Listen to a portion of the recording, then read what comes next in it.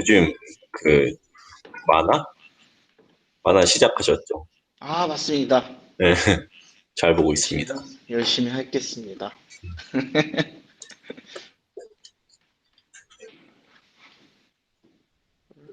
지금 아마 오정근 교수님이 컴퓨터가 좀 안 된다고 하셔가지고 네, 지금 어, 뭐 시작을 먼저 해주셔도 된다고 말씀을 하시네요. 아, 우리끼리 세 명이서요?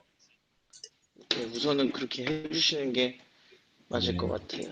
왜냐면은 뭐 안 된다고 하셔가지고. 근데 아마 이거를 지금 녹화를 하시려나 봐요. 어, 나 후드 입었는데 괜찮으려나? 그죠? 나는 되게 편하게 오라고 하셨거든요. 저희가 아마 이거 되게 지금 그냥 편하게 저희 세대의 목소리를 주제에 맞게 그냥 말하는 시간인 것 같아요. 아, 마이라도 입어야겠다.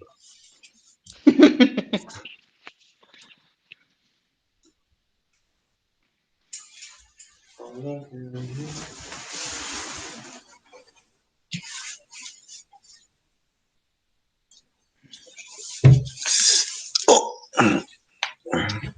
이러면은 그래도 괜찮으려나? 아, 그렇죠. 요즘 어떻게 지내고 계셨습니까? 저 그냥 있었죠, 집에.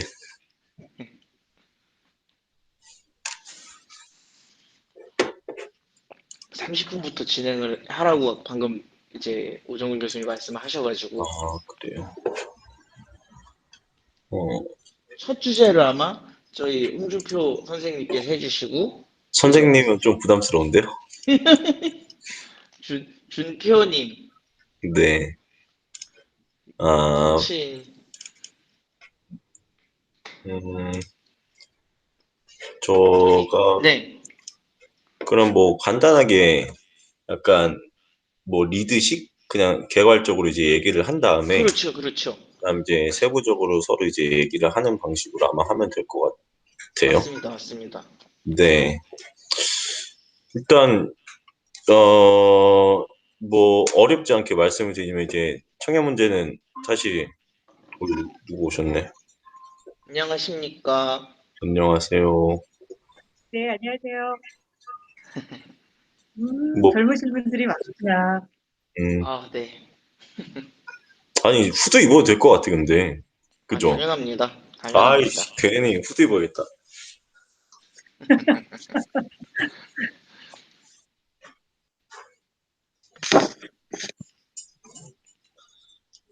지금 어, 홍준표 님이 첫 번째 발제를 해주실 거고요.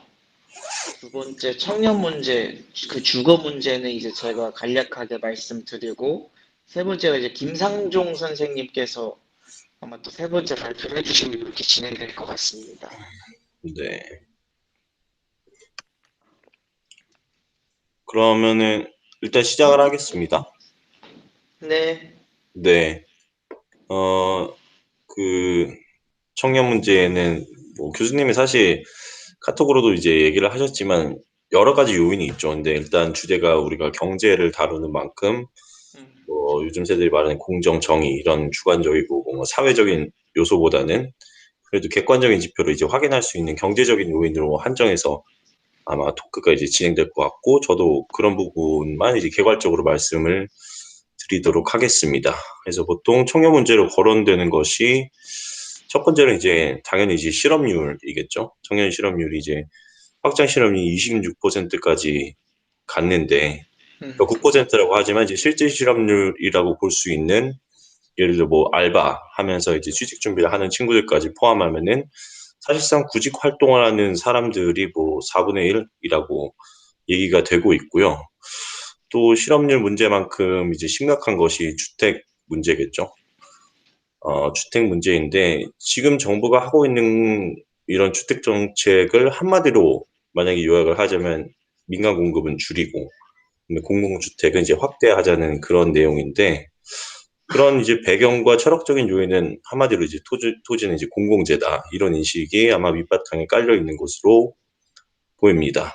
그래서 제가 생각하는 그냥 간단한 문제점은 일단 이건 너무 한계가 명확하다. 뭐 그 서울시 예를 들어서 뭐 서울시 SH공사에서도 많이 참조하면서 이제 발표하는 내용들이 있는데 독일을 굉장히 많이 참고를 하는 것 같아요. 뭐 제가 개인적으로 생각을 했을 땐 관련돼서 이제 발표된 자료들이 한 번은 이제 베를린 내용이 있었는데 베를린 같은 경우는 이제 재작년에 한번 대규모 폭동 시위 같은 게 있었죠. 이제 더 이상 주택 정책 이대로 하면 이제 망한다. 그래서 간단하게 요약을 하지만은 그 주요 시에서 베를린 시에서 주택을 대거 매입을 해가지고 사람들한테 값싸게 내놨는데 그게 이제 워낙에 적자 문제를 감당하지 못하다 보니까 이제 자산을 매각을 해서 그 적자를 이제 보충을 하게 됐고 결국 때 이제 매각된 자산들이 시장에 풀려 나오니까 결국 이제 값이 폭등하게 됐죠. 그래서 그러면서 이제 사회적인 폭동 현상이 일어나게 된 건데 우리가 과연 뭐 아무 나라 어떤 나라도 성공할 수 없는 그런 공공주택 을 과연 이제 정책적으로 해가지고 성공할 수 있겠느냐 이런 문제가 하나 있을 수 있고요. 그 다음에는 출산율 문제겠죠.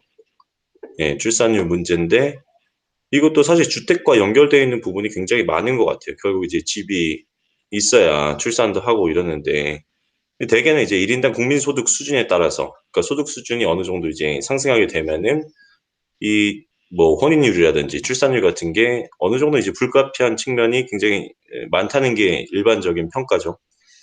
근데 다른 각국들을 참조해 보면은 일단 호주 같은 경우가 대표적으로 출산율 증가에 성공했다고 평가받는 나라 중에 하나인데 물론 이제 EU 같은 경우도 있죠. 근데 EU 같은 경우는 이제 이민자를 대거 수용해 가지고 뭐 성공했다고 평가받는 케이스니까 물론 그러면서 이제 뒤따라오는 사회문화적인 갈등, 뭐 종교적인 갈등 이건 이제 뭐 부차적으로 뭐 따라오는 거지만 여기서는 얘기를 안 하겠고요. 호주 같은 경우는 이제 출산 증가에 성공했다고 하는 그 이유가 뭐 복지 문제니 뭐 또 찾아보니까 여성 신문 같은 경우에는 뭐 성평등이 이런 출산율에 일조를 했다 뭐 이런 식으로 얘기를 하는 것 같은데 사실 뭐 거기는 그 나름대로 이제 주장이 있지만 저 같은 경우는 굉장히 동의를 못하는 부분이 많고 결국은 이제 성장률이 높았죠. 성장률이 매년 3% 이상씩 뭐 성장을 하게 되고 실업률도 굉장히 낮았어요. 실업률도 아마 5% 정도 그 내외로 이제 유지됐다.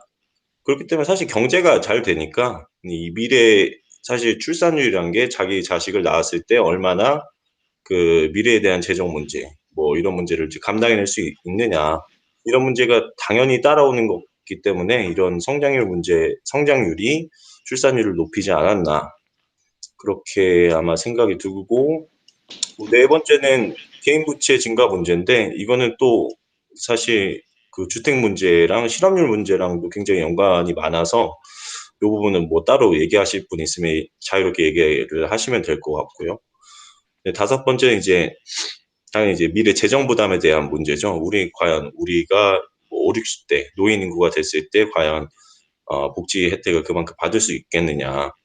왜냐하면은 지금 모든 그 연금, 뭐 국민연금이라든지 다 고갈되는 시점이 앞당겨지고 있고 이미 마이너스인 곳도 굉장히 많죠. 그래서 이런 문제들이 쌓여 있고 저는 개인적으로 이걸 다 이제 포괄적으로 말씀해서 뭐 그럼 대책이 뭐냐 이렇게 결론을 내라고 했을 때는 결국 해결할 수 있는 것은 성장률이 가장 근본적이고 또 뭐 어떻게 보면 경제적으로 재원적인 부분에 있어서 지속 가능한 해결책이라고 생각을 합니다. 그리고 또 참조할 국가가 있다면은 아무래도 스웨덴일 텐데 아직까지도 사람들이 잘못 알고 있는 게 스웨덴 같은 경우는 굉장히 이제 사민주의적이다.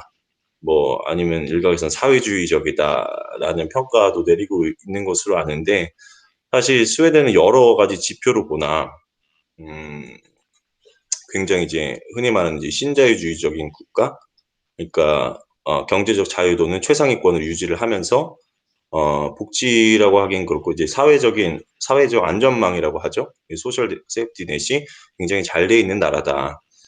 근데 스웨덴 같은 경우는 이제 90년대부터 이런 개혁을 엄청나게 하게 됐는데 그게 가능하려면 사실 우리나라도 이제 정치권에 합의가 있어야 될 텐데 지금 뭐 합의가 있을 것 같진 않고 스웨덴 같은 경우는 그 굉장히 여론을 등에 많이 업었다고 저는 알고 있거든요. 왜냐하면은 그때 굉장히 유명한 동화 작가가 소득이 예를 들면 100이라면 한 102% 정도를 이제 세금으로 냈을 정도로 굉장한 이 사회적인 이 개혁에 대한 요구가 굉장히 컸던 것으로 아는데 그만큼 이제 반작용이 뒤따라줘야 될 텐데 우리나라 같은 경우는 아직까지 국가가 거의 망하는 수준으로 가고 있지만 뭐 그 당시에 스웨덴만큼 정도로는 이제 그런 경각심을 못 느끼고 있지 않나. 결국 이제 정말 이제 러프하게 말하면 그런 반작용이 생길 정도로 국가가 이제 작살이 나야 그런 개혁적인 요구들이 좀 정치권의 힘을 탄력을 얻을 수 있지 않나 그렇게 생각을 하고 있습니다. 그렇습니다.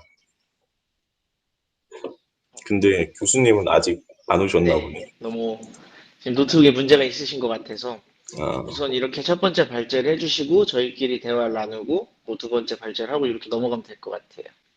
네. 저희 뭐 이게 지금 녹화되고 있긴 하지만 그래도 이제 각자 간단하게 자기소개도 또 하고 또 토론도 하면 좋을 것 같은데 맞습니다, 혹시 맞습니다. 먼저 발제해 주신 준표님부터 해가지고 쭉 아, 소개해 주시면 저- 감사하겠습니다. 저는 저는 일단 직장이 펜앤드 마이크라는 아, 그 뭐라 그러지? 뭐 나름 이제 홍준표 기자님이네요. 네. 아, 근데 저희가 아직 그렇게 막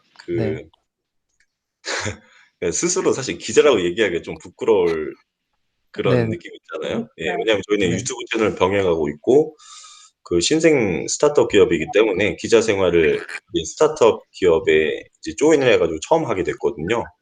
네, 그래서 아직까지는 뭐 배우는 단계에 있고 사실 이런 경로를 통해서 좀 도움 네, 좀 뭐 많이 얻었으면 좋겠다 그런 생각을 가지고 있고 오정 네, 교수님은 제가 개인적으로 궁금한 거 있으면 많이 여쭤보고 또 워낙에 이제 자료 같은 것들을 많이 파악을 하시고 이제 칼럼도 많이 쓰시고 해서 많이 도움을 얻고 있는 교수님이시고 그래서 이제 초대하게 돼가지고 참여하게 됐습니다.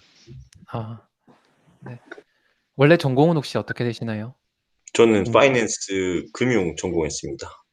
아, 네, 네, 알겠습니다. 잘 몰라요, 근데. 그 다음으로 그럼 제가 발표하고 또 넘어가겠습니다. 저는 한국 나이로 31살이고 손영광이라고 합니다. 저는 사실 초대를 받긴 했는데 경제 전공이 전혀 아니어서 그리고 경제를 깊이 공부한 적은 사실 좀 없습니다. 저는 그 서울대 전기과 공대를 나와서 학사, 석사, 박사까지 그대로 쭉 졸업을 하고 지금 창원에 있는 전기연구원이라는 곳에서 전기 선박 그리고 이제 전 석박사 전공이 사실 신재생 에너지 이런 것들도 좀 많이 했거든요.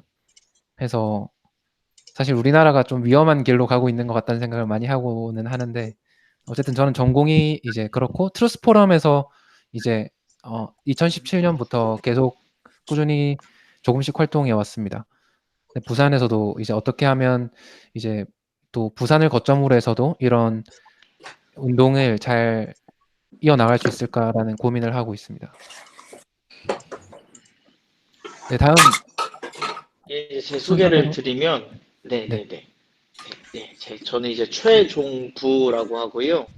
저는 이제 정경련 산하의 자유경제원에서 이제 근무를 하다가 이후에 한국자유총연맹이라고 하는 공조직으로 이직을 했다가 최근에 이제 퇴사를 하고 인라이트 스쿨이라고 하는 말 그대로 이제 사상 스타트업을 이제 시작한 34살입니다. 뭐 전공은 경영학과고요. 그래서 이런 우파 사상, 뭐 시장 경제 이런 곳에 원래 관심이 많았었고 대학생 때와 뭐 지금 사회생활 전부를 다 이제 이런 일을 하고 있는 그런 사람입니다. 그래서 우정근 교수님은 과거에 제가 이제 뭐 경제지나 연구회 뭐 이래가지고 저희가 자유주의 독서 책을 읽고 이야기 나누고 하는 그런 곳에 이제 우정근 교수님이 저희 회장님이셨고 제가 이제 거기서 실무를 담당하는 부회장이었고 그래서 우정근 교수님 그때부터 뵀었습니다. 네, 감사합니다. 다음으로 네, 김상종 네, 말씀해 주세요. 안녕하세요. 예, 저 노트북으로 화면은 보고 있고 그 마이크가 안 돼서 지금 핸드폰으로 또 동시에 접속돼 있어서 지금 두 개로 들어와 있는 걸로 아마 보일 거고 그 음성이 잘 넘어가는지는 잘 모르겠어요. 네, 잘 들립니다. 예, 그 오정근 교수님께서 그 한 가지 주제에 대한 뭐 리드 뭐 발제를 부탁하셔가지고 일단 노트북은 필요할 것 같아서 지금 켜져 있는 상태고 이따가 뭐 그 준비된 자료로 또 같이 한번 나눠봤으면 좋겠고 그 처음 뵙는 분들이 많은데 그 제가 또 여쭤보고 싶은 것도 많고 궁금한 것도 많으니까 또 예, 여러 가지 재밌는 주제들로 나눠볼 수 있으면 좋겠고 저는 나이는 32살이고 지금 뭐 회계법인에서 회계사로 일하고 있고요. 네, 뭐 우파의 자유주의적 그 경제관에 대해서 관심이 많은데 여기 뭐 기자님도 계시고 그 다양한 활동들 하신 분들 많은 것 같아서 네, 그 고견들을 예, 잘 들어서 공부를 하겠습니다. 감사합니다. 네, 감사합니다. 그리고 네, 또 제니스라는 닉네임으로 들어와 주신 정소영. 네, 제가 지금 구글 그 메일 주소가 그래서 아마 이름이 지금 그렇게 돼 있는데 안녕하세요. 저는 닥소영이라고 하고요. 아마 카톡방에는 그렇게 뜰 거라고 생각이 됩니다. 저는 오정근 박사님 때문에 들어오긴 했는데 너무 다들 젊으신 분들이 계셔가지고 제 한국 나이로 제가 50입니다. 제 나이가 믿지가 25 않는다. 같아서. 굉장히 젊어 보이십니다. 아유, 이게 화면이라 그렇습니다. 실물로 뵙기가 참 두렵네요. 저는 사실 이제 제가 개인 사업을 하고 있지만 제가 시작은 여러 정치 쪽에 관련된 분들하고 이제 일을 또 좀 한 부분이 있고요. 제가 실제 지금 하고 있는 일은 어렵게 시민운동 하고 있습니다. 지금 3년 넘게 지금 교육 시민운동을 하고 있고요. 그 입시 정책이라든지 이런 부분에서 이제 제가 백분 토론이나 뭐 이런 방송 토론에서 좀 참여도 했었고요. 이제 오정근 교수님은 이제 북한 때문에 알게 됐고 또 저희 행동하는 자유시민이라고 제가 거기 공동대표도 맡고 있습니다. 그래서 그 행동하는 자유시민의 우리 지금 오정근 박사님께서 자유시장경제 시민교육센터장을 하고 계셔서요. 저희가 인연이 또 그렇게 돼서 오늘 또 좋은 토론을 하신다고 해서 작년에 제가 그 국민의힘 지금 현재 국민의힘의 저출생 특위에서 제가 활동을 좀 했었는데요. 그 저출생 문제는 뭐 해결이 참 안 되는 문제 같습니다. 오늘 홍준표 기자님 그 설명 잘 들었는데 한 15년 동안 지금 저출생 문제를 예산을 수백 조씩 써가면서 지금 하고 있는데 개선이 되지 않고 있어서 뭐 그런 여러 가지 문제들 오늘 좋은 얘기들을 들을 수 있을 것 같아서 좋았습니다. 반갑습니다. 자주 뵙겠습니다. 네. 반갑습니다. 그 페북에서 박수영이라고 활동하신 그분이구나. 맞죠? 아, 네. 봤던 것 같아요. 네. 그러면 저 패친이신가요? 모르겠어요. 제가 거의 제가 활동하는 내용들은 전체 공개가 돼 있어서 보실 수 있으시긴 하실 거예요. 혹시 발제 자료를 따로 준비하신 분이 있나요? 네. 그렇지 않으면 그 보내주신 자료를 띄워놓고 저희가 그걸 보면서 이제 주제별로 토론하는 것도 좀 괜찮을 것 같은데. 그렇죠. 네. 그러면 혹시 띄워주실 분 있나요?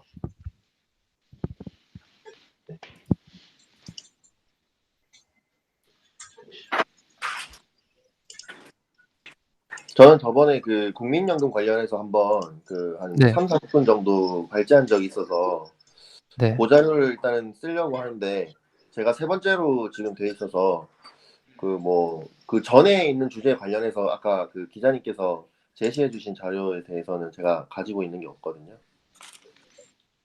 그래서 그거 먼저 나눈 다음에 제 거를 할 생각인데. 네. 그럼 준비돼 있으신 분 먼저 그냥 하는 게 낫지 않아요? 뭐 굳이 그렇게 순서를 정할 필요는 없을 것 같은데. 아마 두 번째 그러면은 주제가 예. 네, 아니, 아마 두 번째 주제가 저한테 이제 주셨던 청년 주거 사다리 뭐 문제를 주신 것 같은데, 저는 원래는 제가 잘못 이해한 것 같아요. 원래 오정근 교수님이 이렇게 설명 다 하시고, 저희가 각자 그냥 코멘트를 하는 걸로 제가 생각을 했어서 자료 준비는 못 했는데, 우선은, 청년 주거 문제는 명확하게 나와 있죠. 사실 지금 저희가 다 비슷한 세대라고 본다 그러면 저희는 어느 정도의 금전적 어, 소득을 이뤄놓은 다음에 어떤가를 무언가를 매수를 하려고 할 거잖아요. 본인의 주거 환경을 좀 확보를 하기 위해서. 그런데 이 주거의 문제는 경제의 문제도 아니고 지금은 100% 정치의 문제로 되었다고 볼 수밖에 없죠. 이번 정부 들어서 했던 그 수많은 정책들이 25번인가요? 오늘자로 아마 26번을 한 것 같은데 그 대책들이 있을 때마다 뭐 가격들이 올라가고 어떤 문제들이 생기고 하는 걸 보면 지금 정부가 만들어 놓는 이 정책들이 사람이 가지고 있는 이 욕망에 반하는 정책들이잖아요. 그게 이제 사회주의 정책이다, 공산주의 정책이다, 이렇게 말을 할 수가 있을 텐데, 첫 번째는 그겁니다. 우리 사람들은, 대부분의 사람들은 무언가를 소유를 하고 싶어 해요. 그 소유 욕구를 정부가 지금 막고 있잖아요.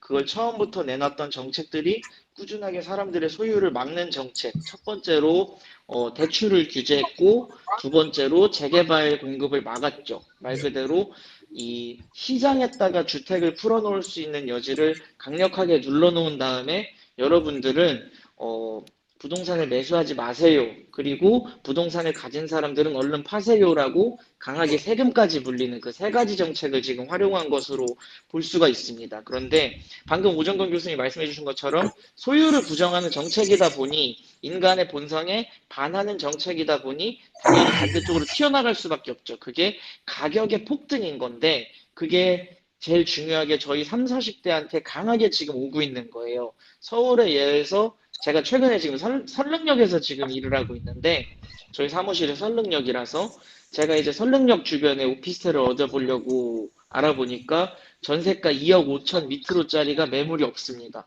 전세가 2억 5천이 아니고 전세가 2억 5천짜리 매물이 전세는 없는데 같은 가격의 매매는 있어요. 이제 실질적으로 역전세가 왔다고도 볼 수가 있어요.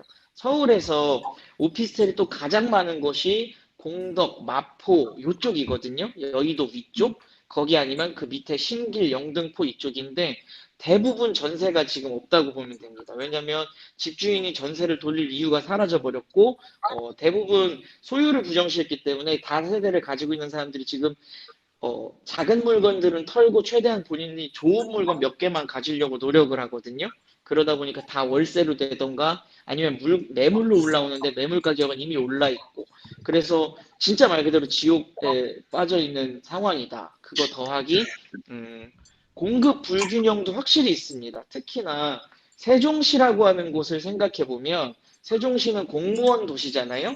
근데 공무원 도시임과 동시에 신생 도시이기 때문에 아파트가 엄청나게 많이 공급이 됐는데 그 중에서 특별 공급으로 공무원들한테 너무 많이 공급이 된 거예요.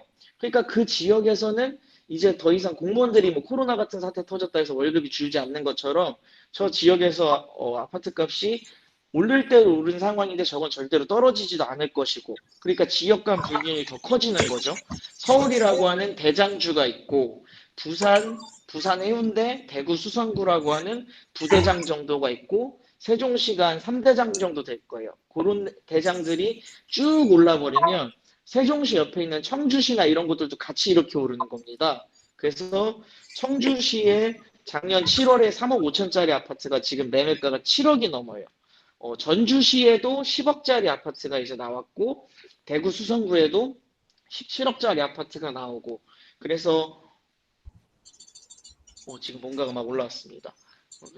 그래서 지금은 전국적으로 아파트 값이 다 오르는 상황 속에서 청년들이 실질적으로 거주할 수 있는 이런 오피스텔까지도 공급이 없다. 공급이 없다는 거는 전세가가 없고 월세는 지속적으로 오르고 있고 이것의 모든 문제가 아까 말씀드렸던 대출을 막아놓고 재개발을 막아놓고 세 번째로 인간의 소유를 부정하는 그런 문제들이 지금 계속 지속되는 것 같습니다. 이게 해결되려면 최소한 대출 문제를 가지고 다뤄야 하는데 추미애 전 장관이 이제 법무부 장관이었잖아요.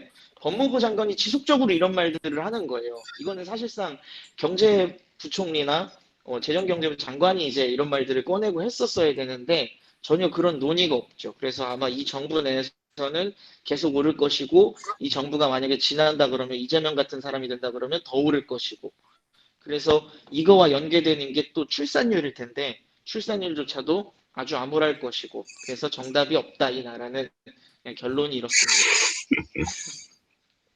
인간의 욕망을 막는 정책들을 하다 보니 정답이 계속 없어지고 있다. 이렇게 저는 결론을 내겠습니다. 감사합니다. 너무 네, 자료를 주거사다리 붕괴에 대해서는 저도 사실 뭐 잘은 모르겠지만 저도 이제 막 30대가 된 입장에서 나름대로 20대 때, 10대 때부터 공부를 열심히 하고 착실하게 루트를 쌓아왔다고 생각을 하는데 그렇죠. 이렇게 이제 그래도 사실 미래를 위해서 석사, 박사 과정 이런 건 일단 투자하는 거잖아요. 그렇게 해서 왔는데 사실 제가 서울에서 처음에 이제 박사 과정 중에 결혼을 했었는데 사실 전세만 해도 별로 답이 없고 그리고 그 결혼을 하셨나요? 담보 엄청 동안이신데.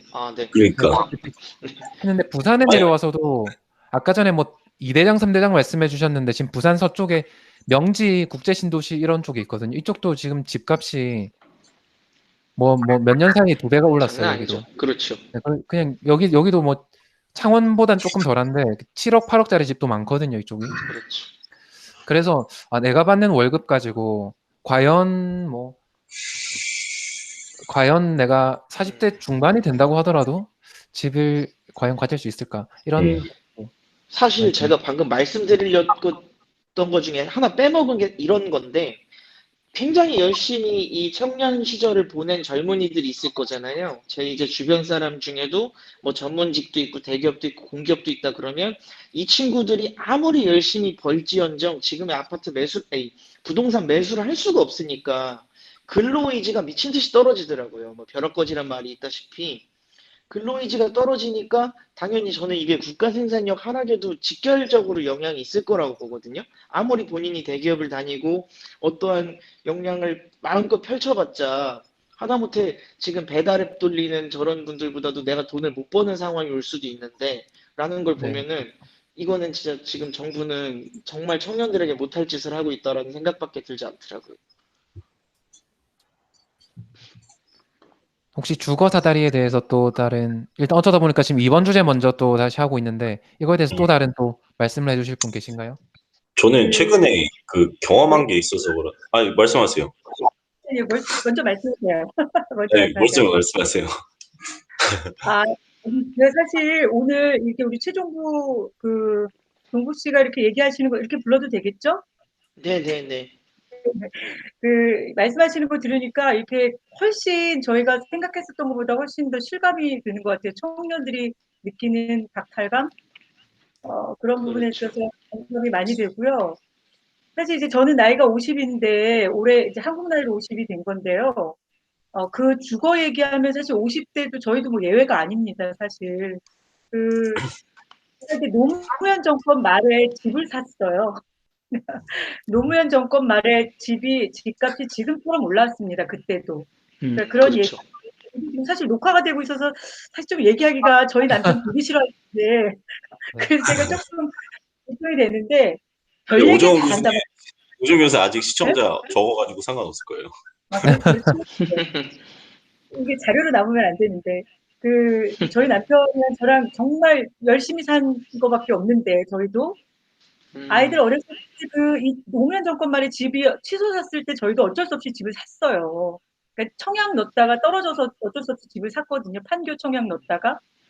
네. 근데 집을 딱 사고 나서 그때는 금리가 조금 괜찮아서 샀는데 1년 지나면서부터 이명박 정부 들어오면서부터 집값이 떨어지기 시작해갖고 네, 제가 산 가격보다 훨씬 떨어졌고 2008년도에 그 서프라임 났을 때 그때 이제 문제가 생겼을 때 전 세계가 난리가 났을 때 저희가 금리가 올라서 이자를 어마어마하게 냈어요. 그래서 그 당시에 제가 그때 느꼈던 그 박탈감, 물론 제가 그때 이제 직장 생활을 간신히 어디 이현재 교사를 해가지고 월급이 나오는 바람에 그걸 홀랑 1년 동안 냈었는데요.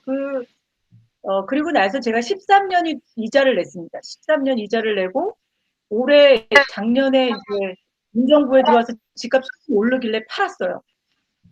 집을 팔아버렸더니 5개월 만에 13년 동안 올랐던 집값이 올랐어요. 저는 다 경험해 볼 수 있습니다. 그래서 사실 13년 동안 이자도 지겹게 냈기 때문에 후회는 없어요. 오른 거에 대해서 5개월 동안 올랐다고 해서 후회는 없는데, 이게 정상은 아니다. 그리고 금리가 오르면, 저도 그때 고생을 해봤기 때문에 이 금리가 오르면 가계부채들이 장난이 아니겠구나라는 그런 불안감이 있어요. 그래서 뭐가 맞는지는 잘 모르겠지만, 지금 현재 이 정권에서 이 부동산 가격, 그리고 주변에서 지금 그 상대적인 박탈감, 집을 못 샀던 사람들의 그 가정들, 불화, 이거 정말 심각하거든요. 그래서 그런 청년보다도 훨씬 더 그 50대가 느끼는 박탈감은 부동산으로 인한 박탈감 더 심하다는 거, 네, 그렇게 말씀드리겠습니다. 네, 조금 더, 홍준표 기자님 말씀하세요. 네, 사실 그 말씀하신 거 생각나가지고 사실 집값 폭등도 문제인데 이 문재인 정부에서 추진하는 뭔가 평등하고 뭐 이런 거 있잖아요. 그래서 뭔가 그런 거에 대한 이제 자기 배반적인 이 정책적 결과라 그럴까? 그러니까 그런 뭔가 자기 배반적인 결과를 냈다는 게 어떻게 보면 그 분노의 그 출발점이 돼야 된다고 저는 보거든요. 그러니까 자산 격차를 줄이겠다고 했는데 오히려 자산 격차를 이제 심화시키고 그다음에 일반 서민들이 느꼈을 때 뭔가 배 아픈 그런 거 있잖아요. 그런 배 아픈 것들이 사실 굉장히 많이 늘어났거든요. 근데 사람들은 문제가 뭐냐면은 결국 그런 뭔가 합리적이고 이성적인 판단을 내려야 되는데 지금 같은 경우는 뭔가 투기 세력이 어쨌다느니 누가 어쨌다느니 그러니까 이런 뭔가 이제 걔네들이 구사하는 이 정치적인 논리에 의해서 굉장히 많이 휘둘리고 있지 않나. 그래서 저는 거기에 대한 이 근본적인 이 밑바탕이 있는 게 뭐냐고 생각을 하면은 지금 40대에서 문재인 지지율이 굉장히 높다고 하잖아요. 40대, 50대까지도.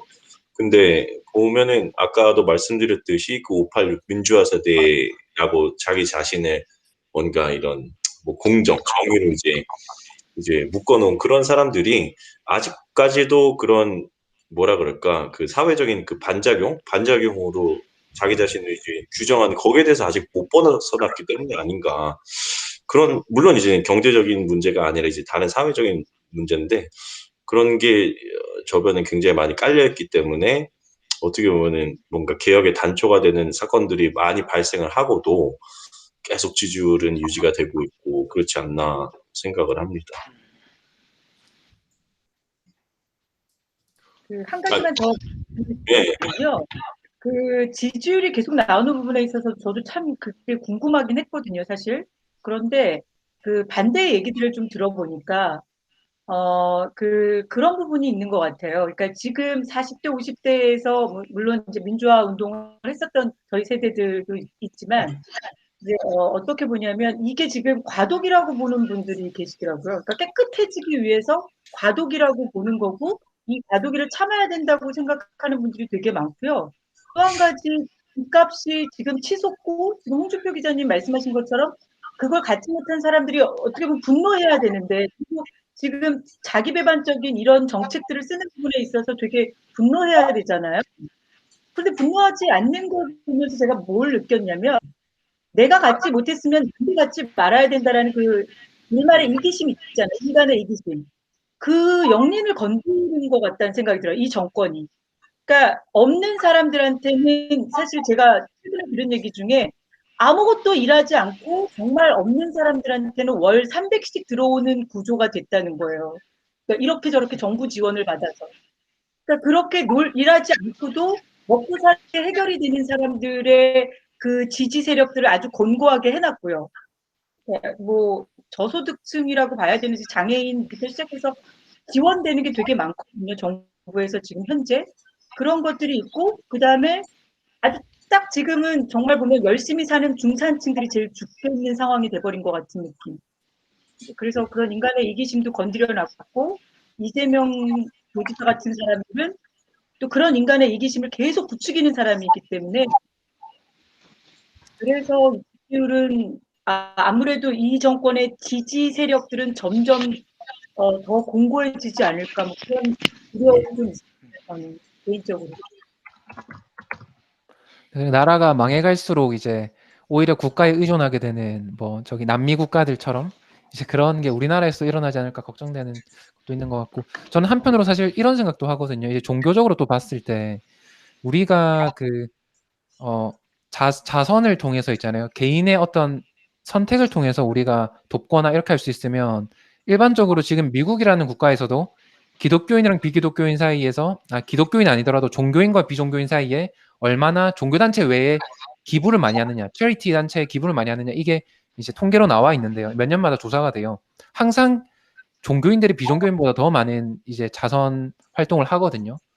이 사람들 종교인들은 안 그래도 자기 종교단체도 어떤 일부의 이제 11조나 이런 것들을 할 텐데 종교단체 외에도 더 많은 기부를 한단 말이에요.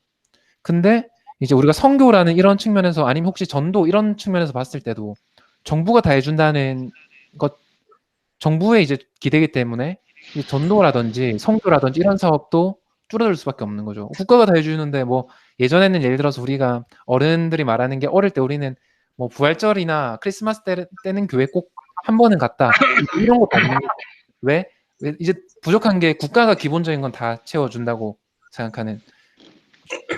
그래서 저는 그런 면에서도 종교인이 또 복지 국가를 좀 좋아하지 않을 수밖에 없는 이유가 하나 더 이런 식으로 더 있지 않나 이런 생각도 좀 해봤습니다. 네.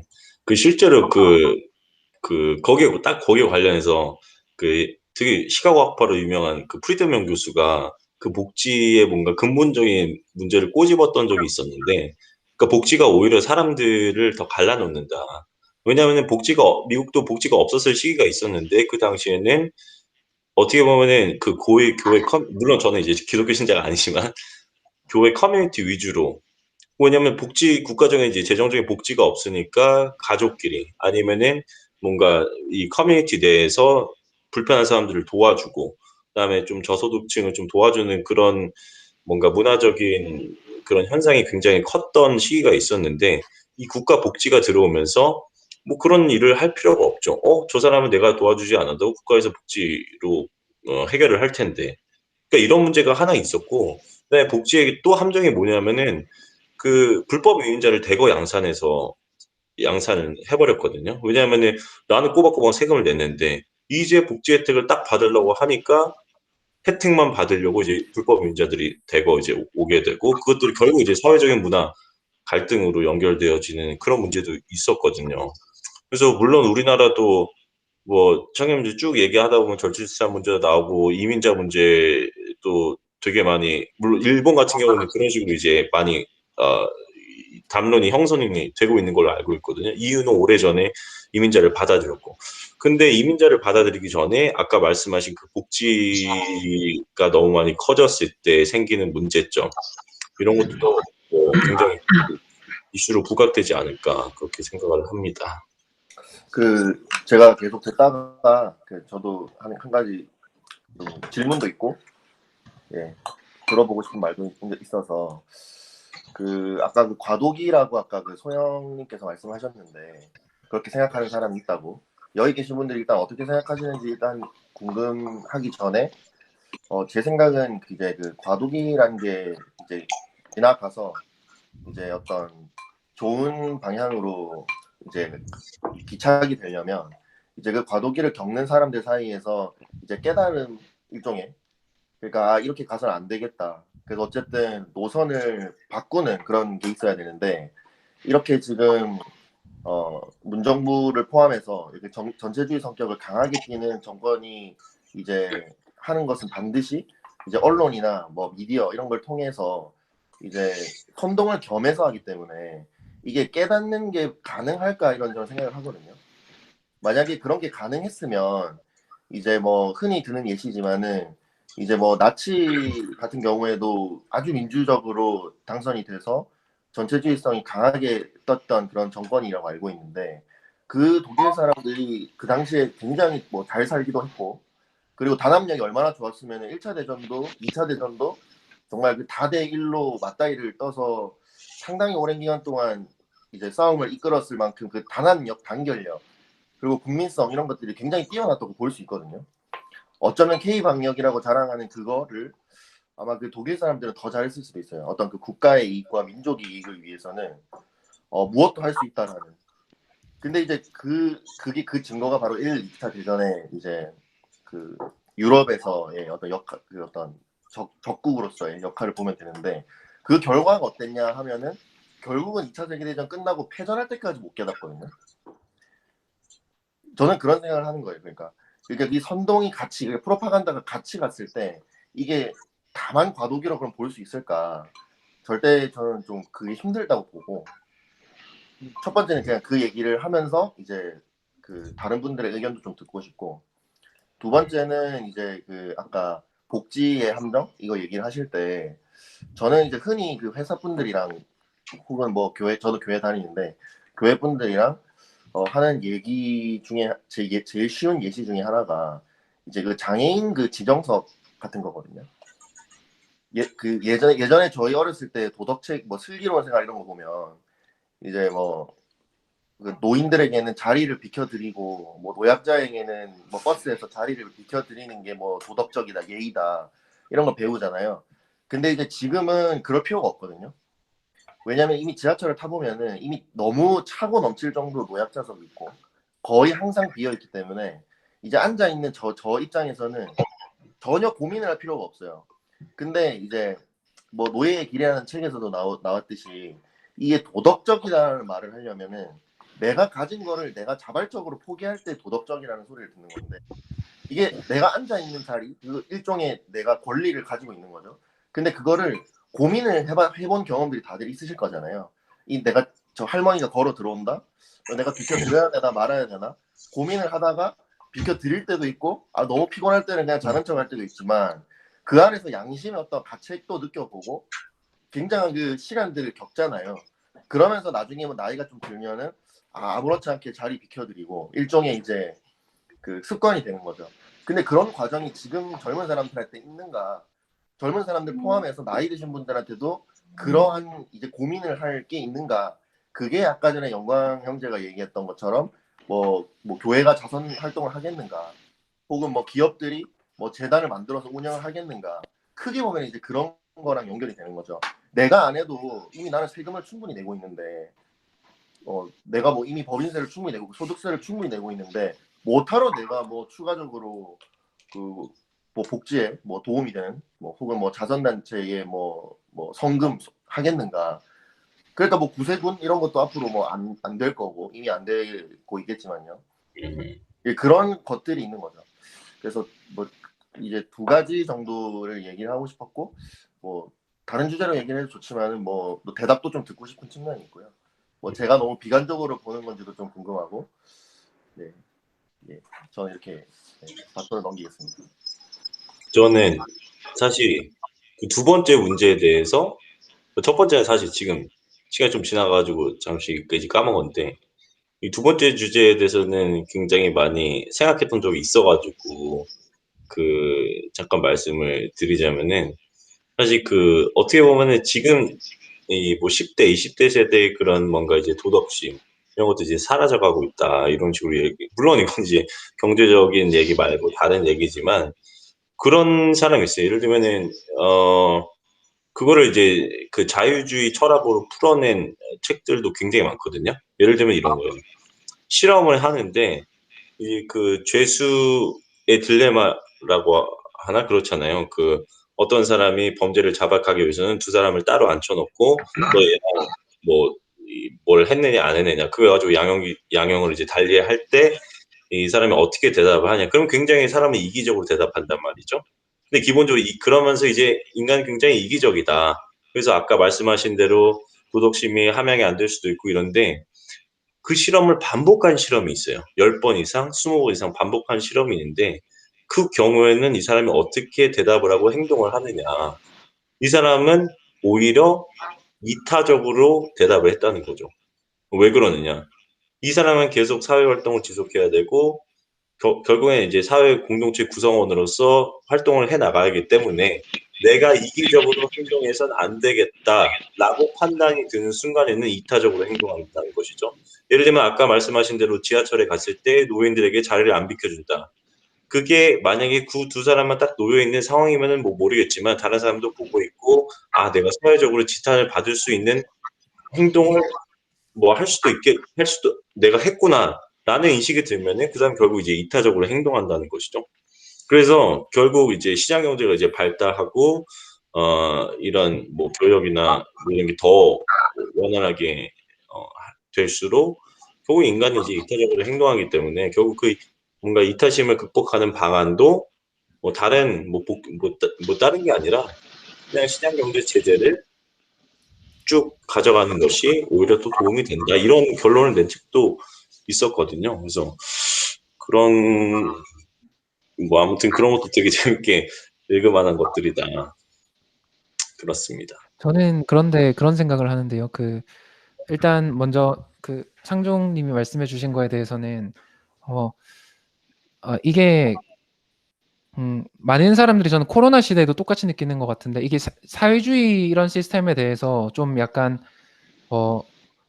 거부감을 사람들이 잘 못 느끼는 사람은 이런 윤리뿐만 아니라 많은 선택권에 대해서 국가한테 주는 거죠. 그래서 이번에도 예를 들어서 이런 거죠. 어떤 사람은 자기가 판단해서 난 위험해. 나는 위험한데 안 갈래. 이렇게 할 수도 있는 거잖아요. 근데 하지만 이제 국가한테 그 선택을 하라는 거죠. 자, 오인은 안 되고 직계 가족일 때는 되고 어떤 때는 안 되고 이제 별의별 것까지 국가의 이제 책임에 의존하는 거 이런 것들이 너무 만연해 있고 문제의식을 못 느끼는 사람도 있잖아요, 꽤. 이제 그런 사람들이 정말 이제 많이 심각해져 있거든요. 이건 윤리뿐만 아니라 정말 하나하나의 우리 이성으로 판단할 수 있는 것조차 국가한테 맡기고 있는 이런 좀 한심한 이제 한국 국민들의 이제 그런 것들도 보게 되는 것 같고 또 이제 하나는 금방 저는 황성준 위원님이라고 혹시 아시나요?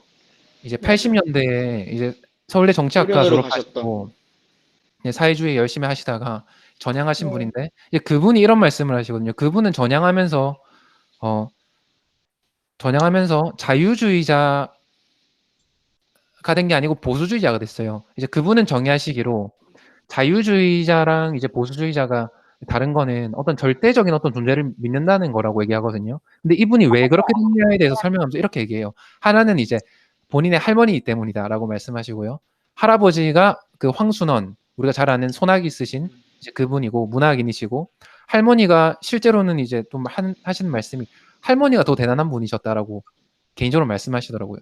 이제 대단한 신앙인이시기도 했고 당시에 이제 그 선교사님한테 밑에서 직접 배워가지고 영어를 굉장히 유창하게 하시고 일본어도 유창하게 하시고 해서 사실상 할아버지가 아니고 할머니가 가족을 먹여 살렸다 이런 얘기도 하시면서 첫 번째 할머니가 이제 예수 잘 믿고 살아라 이렇게 했던 것들이 커서 첫 번째 이제 그런 게 있고 두 번째로는 뭐냐면 이분이 소련이 망할 때쯤에서 이제 소련에 있었거든요. 이분이 그 대학에서 강사 활동도 하셨고 기자 생활도 하고 하셨는데 90년대에 이분이 소련이 망하고 나서 이제 자유 경제 시장을 받아들였는데 이제 거기서 뭘 보셨냐면 도덕이 없는 자유 시장 경제는 이것도 정말로 무섭구나라는 걸 이제 느꼈다고 하셨거든요. 그러니까 이제 공산주의 체제 아래에서 유물론이라는 거 아래에서 이 모든 사람들이 이제 교육받고 자라고 이렇게 한 사람들이 살고 있는 거예요. 원래 구소련의 러시아에. 근데 이 사람들이 자유시장 경제를 받아들이다 보니까 아까 말씀하셨던 그 모든 것들 있잖아요. 우리가 이미 그 사회주의 시스템에 너무 익숙해져 있는 거죠.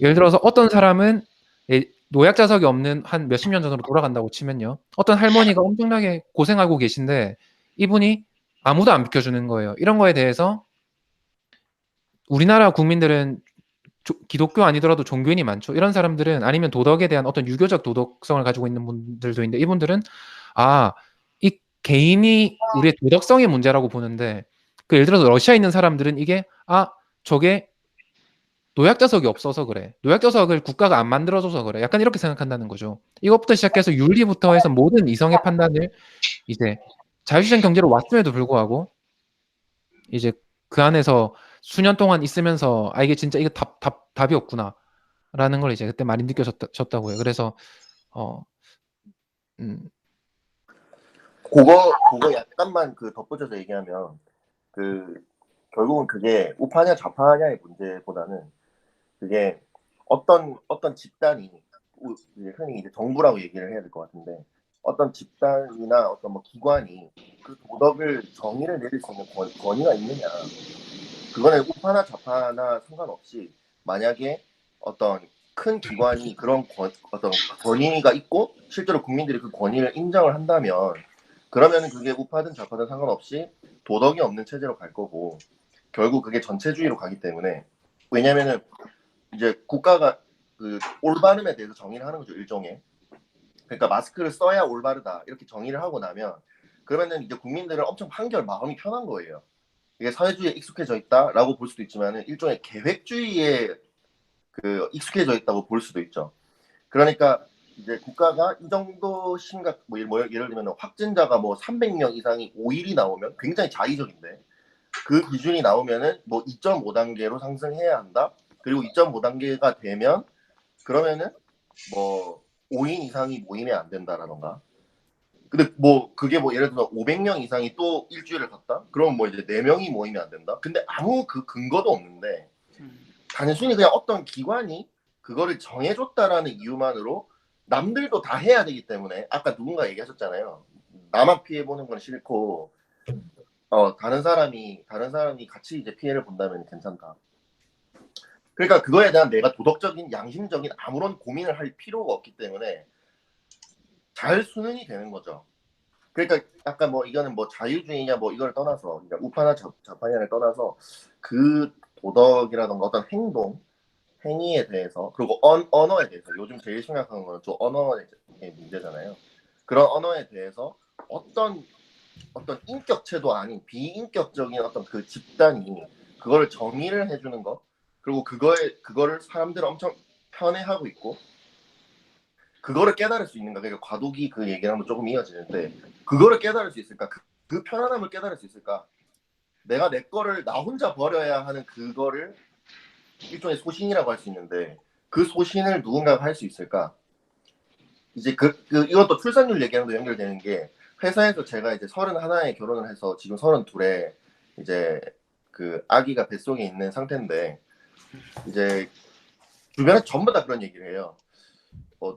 너무 일찍 그 자녀를 계획하는 거 아니냐? 그럼 혹시 2명 이상 낳을 계획이 있냐? 저는 이제 3명 낳을 계획이 있는데 3명 낳겠다. 이러면은 이제 정말 예상치 못했다라는 반응. 정말 이건 예상치 못했다. 근데 그 이유가 있거든요. 왜 이게 저출산 비혼주의로 가냐면 이게 나만 피해보기 싫은 거거든요. 남들이 전부 다 하는 얘기가 자녀를 2명 이상 낳으면 이제 손해인데 특히 여자들한테 좀 심하게 발현되고 있는 사회 현상 중에 하나인데 나만 피해보기 싫은 거. 그래서 국가가 정해주면 그거에 대해서 정해주면은 따를 수 있고 그게 전체주의적으로 가기 때문에 그럼 이거를 해결하려면 어떻게 해야 되느냐 이거에 대한 논의가 좀 이루어져야 될 것 같고 뭐 저는 얼마 전에 그 책을 읽어서 그런지 모르겠지만은 그 개인이 정말 내 거를 버릴 수 있다 독립적인 정신 그리고 소신 다수가 다 아니라고 해도 내 생각은 이렇다라고 얘기할 수 있는 거 근데 일단 제도로서 그게 막혀 있고요 그 여러 가지 측면에서요 회사 내에서도 그게 있잖아요 그 직장인 괴롭힘 방지법 근데 이제 그런 개념들이 너무 모호한데 누군가가 정해주기를 바라는 거죠. 그러니까 괴롭힘이 뭐냐. 제가 얼마 전에는 어떤 분이 저한테 겐톡을 보내서 혹시 학교 폭력 하신 적 있으면 그분 찾아가서 사과를 하라는 거예요. 저한테 갑자기. 그래가지고 제가 너무 깜짝 놀란 거예요. 혹시 내가 옛날에 뭐 어떤 짓을 한 사람이랑 만났나? 근데 이제 그건 아니고 근데 이제 제가 대답을 어떻게 했냐면 나는 그런 일 없다 이렇게 얘기한 것도 아니고 뭐 사과를 하겠다 이렇게 얘기를 한 것도 아니고 학교 폭력의 정의가 뭐냐 이거거든요. 그러면 뭐 말로 상처를 받을 수도 있는 거고, 뭐 쌍방에서 서로 싸웠는데 어린 마음에, 근데 그게 뭐 폭력이 될 수도 있잖아요. 그런 애매모호한 개념들이 국가에서 사법 체계를 건들고 각종 규칙들에 들어가서 그거를 국가가 정해줄 수밖에 없는 그런 상태가 되니까 지금 계속해서 전체주의 경향으로 가고 있다.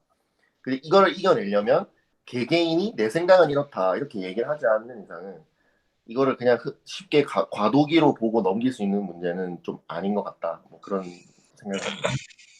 그 아까 과도기라는 얘기를 제가 했었던 부분이 있어서 우리 그 김상중 선생님이 계속 얘기를 하셨는데 그걸 아마 이제 문재인 정권을 지지하시는 분들이 지금 현재 사회 현상 대한민국에서 이루어지고 있는 이런 우리가 생각하기에 이거 비정상적이라고 생각했었던 그런 사회 현상을 그 과도기라는 걸로 그냥 다 무마시키는 것 같아요. 그러니까 그걸로 그냥 지금 이 참아내야 된다라고 생각하고 그냥 얘기를 하는 거고 사실 우리는 그렇게 생각하지 않죠. 그러니까 저도 그렇게 생각하지 않고 이건 정말 비정상적으로 가고 있다. 어떻게 보면 지금 개인의 소신을 얘기할 수 있는 시대가 아니다 이제는. 오죽하면 이제 저는 사실 작년에 8.15 집회에 나갔습니다. 솔직히 얘기하면. 그리고 그 8.15 집회에 저희가 그러니까 어떤 소망이 있었냐면 저는 정광훈 목사님 때문에 나간 것도 아니고 저희가 교육운동을 하고 있는 사람들과 또 여러 사람들의 그 소통하고 있는 사람들이 우리가 이번에 이런 목소리를 내야 된다는 의미에서 참여하자고 했고 뭐 방역 문제가 있다 그러면 그거 우리가 철저히 해서 해야 된다 그랬지만 사실 이제 저희가 규모가 작다 보니까 그런 의사 전달이 안 돼서 오히려 저희가 그 코로나의 확진자가 그 확산시킨 사람들이 돼서 너무나 큰 상처를 많이 받은 거예요. 대한민국에 그날 8.15 집회에 나간 모든 사람들이 나는 나갔다 말할 수 없을 정도로 큰 상처를 받았어요. 지금도 그 상처를 안고 있는 사람들이 너무 많은데 제가 그날 8.15 집회를 나갈 때 저도 지하철을 타고 갔는데요. 그날 제가 뵀었던 어르신 한 분은 정말 철저하게 방역을 하고 계셨어요. 그러니까 머리부터 발끝까지 심지어 그 일회용 비닐 장갑도 끼고 있으셨고요. 그리고 이 마스크에 위에서부터 이렇게 그 모자에서부터 이렇게 내려오는 그 비닐 있잖아요. 그런 것도 하고 계셨고 겉옷은 점퍼를 여기 팔까지 다 오고 여기에 일회용 장갑을 끼고 계셨어요.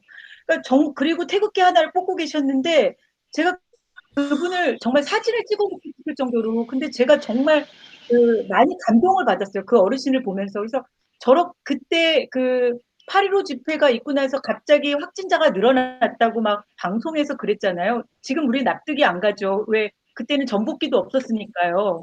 전복기도 없고 확진자가 막 늘어났다고 그 8.15 집회를 막 살인자 취급을 하고 그러는데 제가 그때 할 수 있었던 거는 제가 그 뉴데일리가 약간 보수 언론이잖아요. 뉴데일리도. 제가 이제 예전에 교육 운동을 할 때는 방송 3사에서도 관심을 가졌는데 이제 제가 특정 목소리를 자꾸 내다 보니까 뉴데일리가 저한테 관심을 제일 많이 가져주시는데요.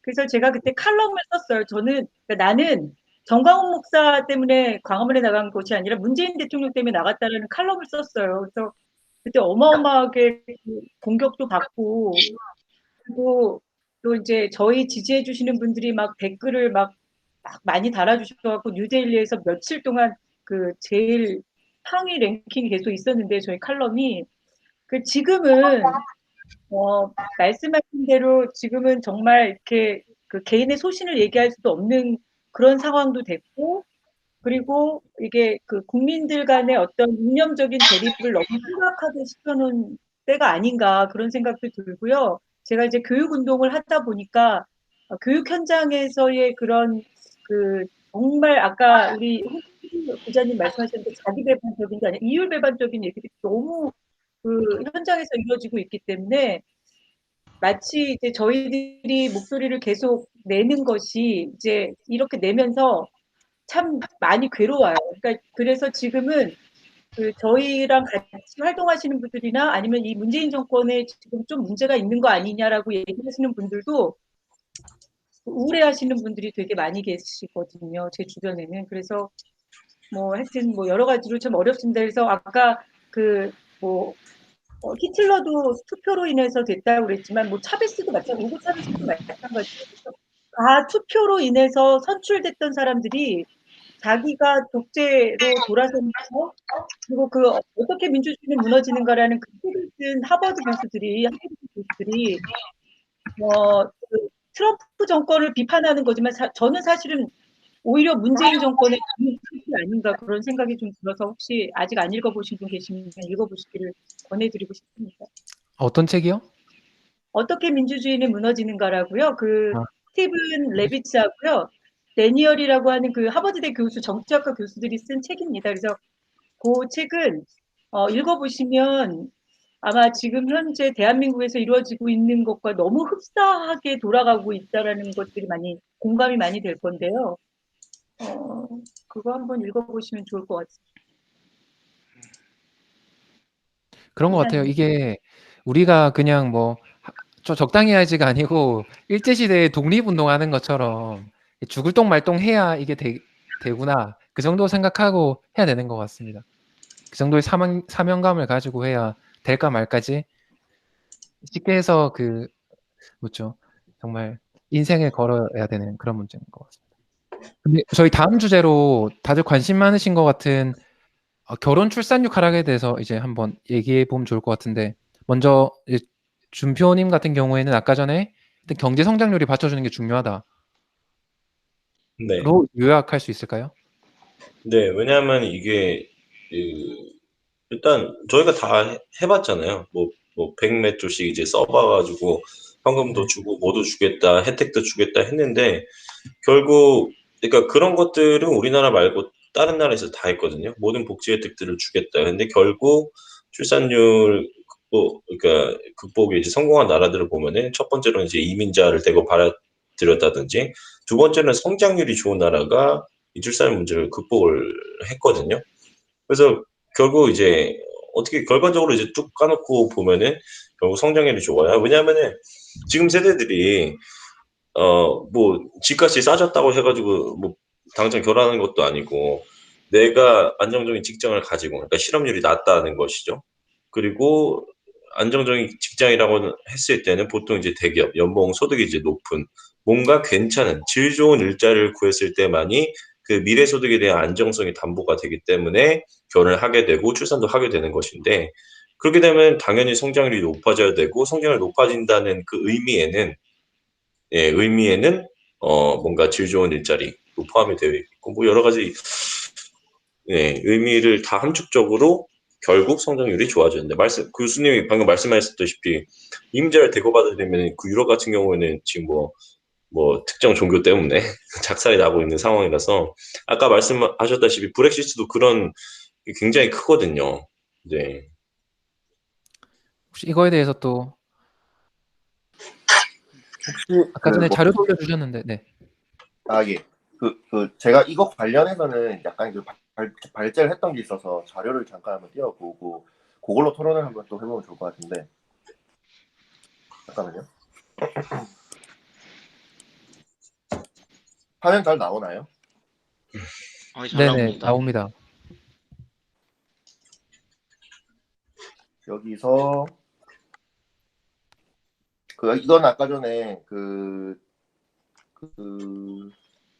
오 교수님께서도 올려주신 건데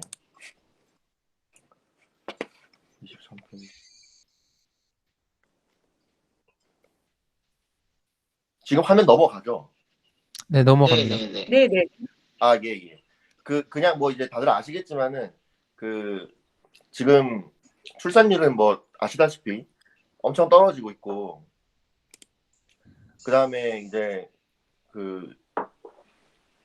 결혼은 줄어들고 이혼은 는다. 위에 있는 게 결혼 이제 숫자고 밑에 있는 게 이혼 숫자거든요.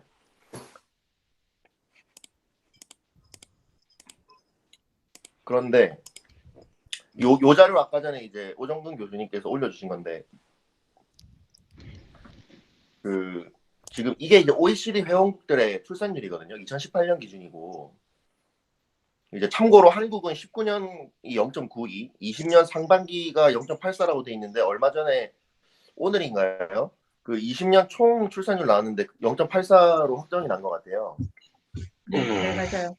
네, 이제 다른 나라들이 어떤지는 잘 모르겠지만은 전반적으로 좀 떨어지는 추세일 거고.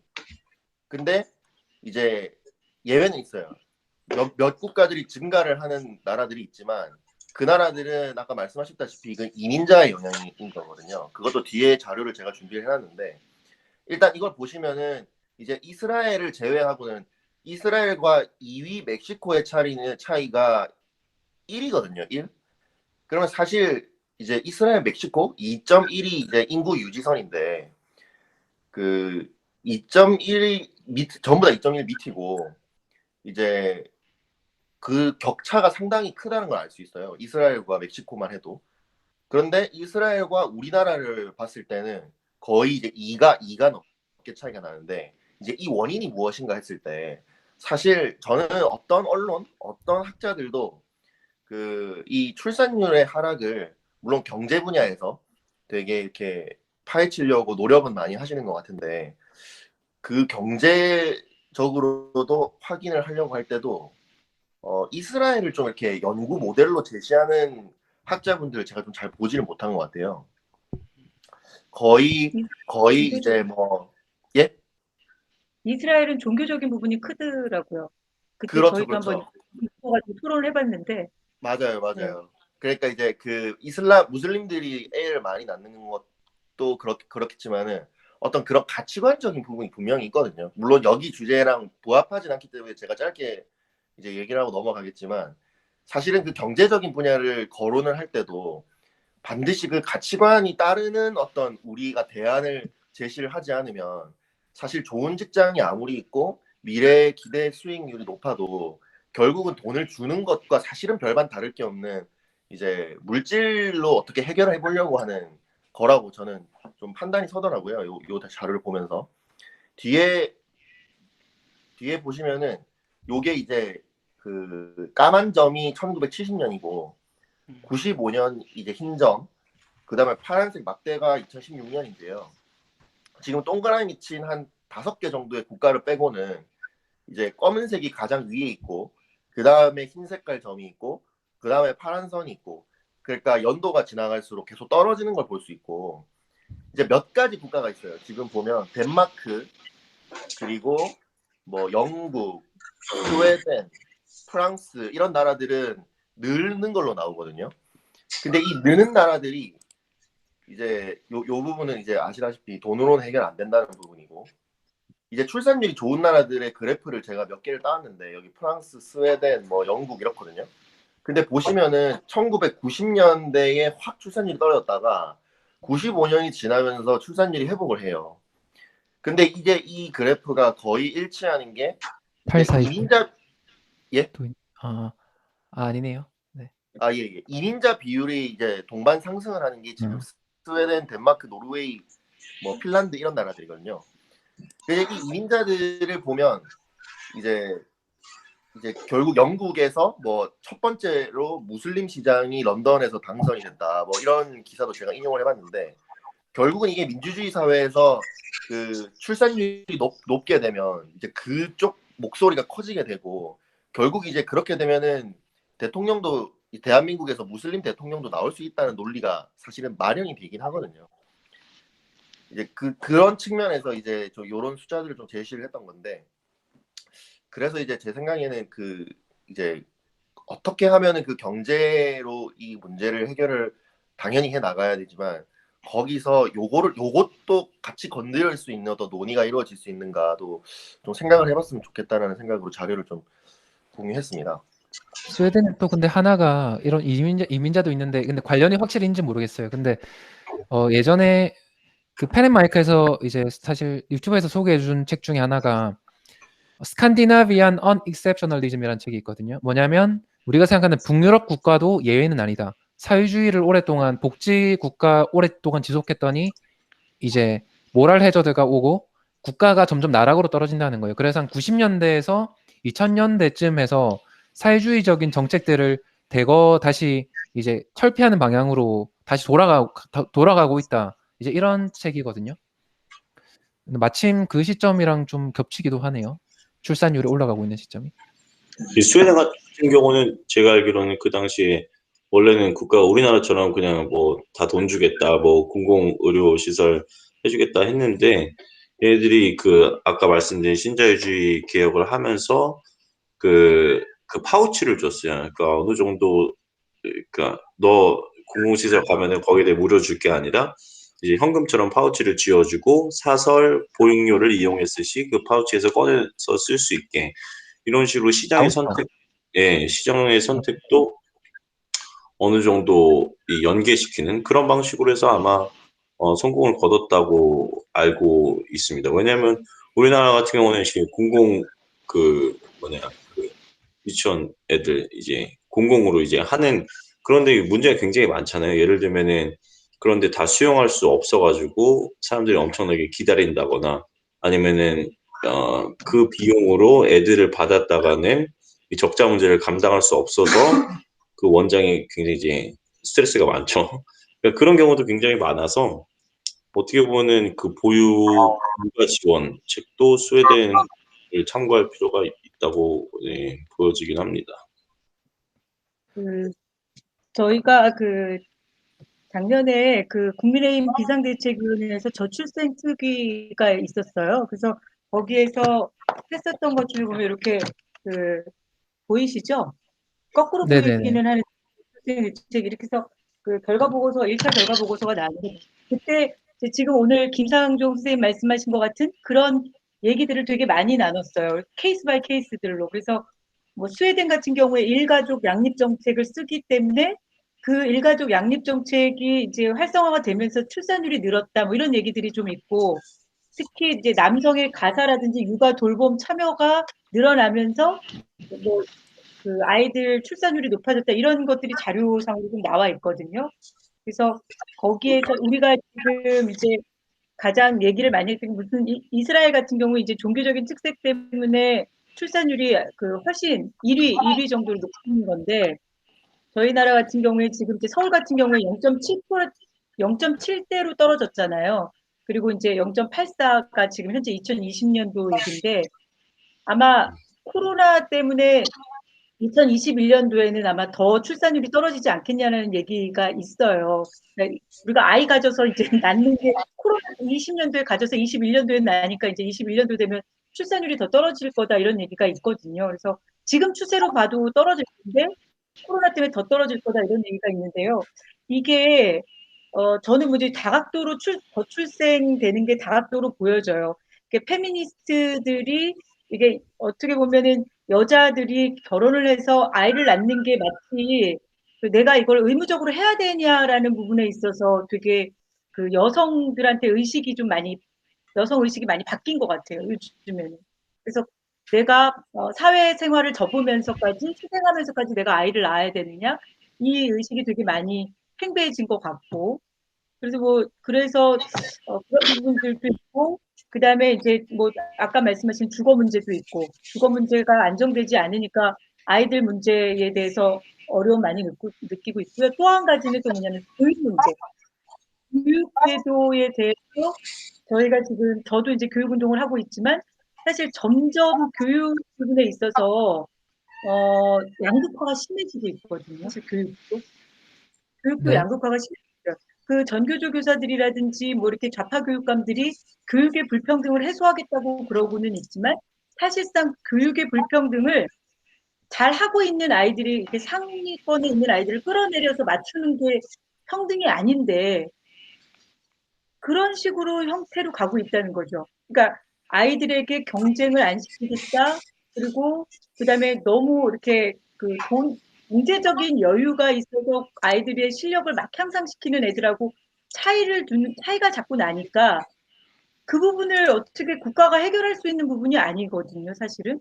아이들, 그러니까 자율적인 경쟁을 어떻게 국가가 억지로 할 수 있는 부분이 아닌데, 저는 사실 그 교육의 불평등을 해소하겠다고 그들이 계속 주장해온 것이 오히려 사회적 약자라든지, 저소득층의 아이들한테는 더더욱이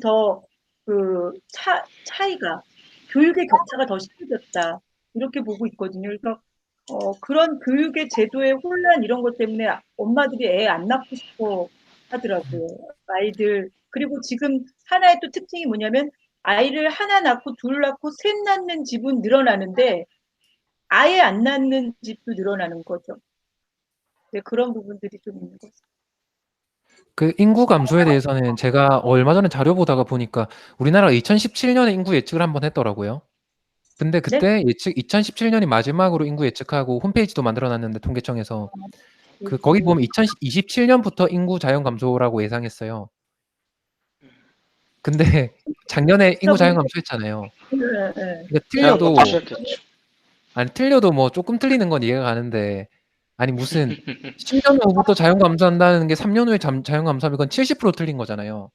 그렇죠. 아, 진짜 이거 진짜 너무 심각한 문제기도 하고 너무 낙관주의에 이제 맞아요.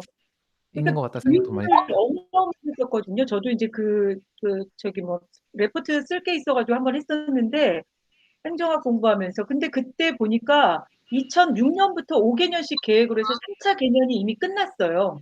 저출생에 대한 대책.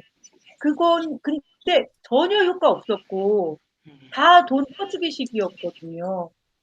근데 지금 그러면서 전혀 인구 절벽에 대해서 신영광 선생님 말씀하신 것처럼 인구 절벽에 대한 전혀 예측도 다 틀리고 제대로 된 연구도 없고 자료가 없더라고요. 심각한 부분이에요. 근데 그런 부분들은 전혀 심각하다고 생각하지 않고 지금 자꾸 소득의 뭐 불평등 뭐 이런 쪽으로만 자꾸 몰고 가니까 소득의 아, 불평등, 교육 불평등 이런 식으로 해서 그 불평등을 맞추겠다고 억지로 끌어내려서 맞추려고 하니까 이게 지금 아까 말씀하신 대로 우리 종구 씨가 얘기한 거대로 우리가 인간의 욕구는 더 잘 살고 싶고 더 공부 더 많이 하고 싶고 이게 있는데 아이들한테도 공부는 아닌 것 같은데. 하려니까 더 할 필요가 없는 거예요. 아니 내가 열심히 하면 뭐해 뭐 무슨 미국에 있는 대학 교수가 실험을 했다잖아요. 성적을 잘하는 사람이나 못하는 사람이나 이렇게 평균적으로 맞춰서 주니까 잘하던 아이들까지도 못하게 됐다고. 지금 대한민국의 모든 교육 현장이 지금 그러고 있습니다. 그, 그 관련해서 보충 자료인데요. 아마 써먹으면 되게 유용할 것 같아서 공유를 합니다. 국회 예산처에서 국민연금 관련해서 보고서 쓴 거 이 내용인데요. 지금 보시면은 2017년도에 예측을 했거든요. 근데 2017년도에 예측을 할 때 그 당시에 출산율이 1.05였나 봐요. 네. 근데 여기 보면은 지금 예측치가 지금 보시면 2020년에 0.9가 됐다가 이제 2035년, 40년 이렇게 가면은 1.27로 해서 쭉쭉 이제 평행선을 그어놨거든요. 그래서 요 자료를 근거로 해서 국민연금의 고갈 시점 그리고 적자 시점을 예측을 했던 게 국회 예산처의 그 자료인데 그 자료에 근거하면은 43년도에 국민연금이 이제 적자가 난다고 이제 그 보고서 결과가 그랬어요. 네. 그런데 이제 보시면은 출산율이 지금 뭐 방법은 뭐 안 나오는데 어떻게든 올라간다고 지금 추정이 돼 있고 그리고 이제 이게 계속해서 유지되는 걸로 지금 가정했는데 이게 이제 중위축이고 사실은 지금 우리가 어디에 가깝냐면은 저위축에 가깝다고 이제 볼 수가 있죠. 네, 지금 저위축에를 보시면 2020년에 0.81이고 물론 이것도 뒤에는 상승하는 걸로 되어 있지만은 제가 생각했을 때는 이거는 이제 순수 대한민국 여성이 아이를 다시 1점대 이상으로 낳게 될 가능성은 별로 없다.